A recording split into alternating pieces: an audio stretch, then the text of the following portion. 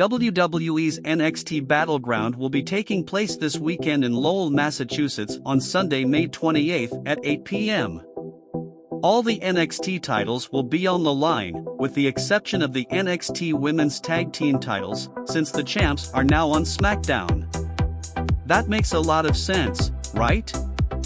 At this point, there appear to be 6 matches on the card. Ilya Dragunov will take on Dijak in a last man standing match. Dijak has returned to NXT as a bully. However, that persona has not worked too well for him, and it probably won't work on Sunday either. It will probably be a close and brutal match, but Dragunov should come out on top. Noam Dar will face Dragon Lee for the NXT Heritage Championship Cup. Is this a title or a tournament? Quite a lot of trouble to carry a trophy around every place you go. In the Olympics, they have actual medals. This match is a bit of a toss-up, and somewhat of a sleeper too.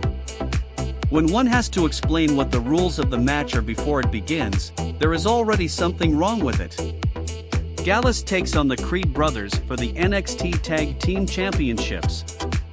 One of the big questions in this match is whether Julius Creed will be wrestling in something that doesn't look like his underwear. The Creed brothers have not had the greatest of fortunes since they lost the tag team titles back in September of last year. With Joe Coffey in the corner of Gallus, it is difficult to imagine the Creed brothers coming out on top. Wes Lee will defend his North American Championship versus his so-called friend, Tyler Bate, and Joe Gacy. Being that this is a triple threat match, anything is possible, including outside interference. Lee has been champion since October of last year.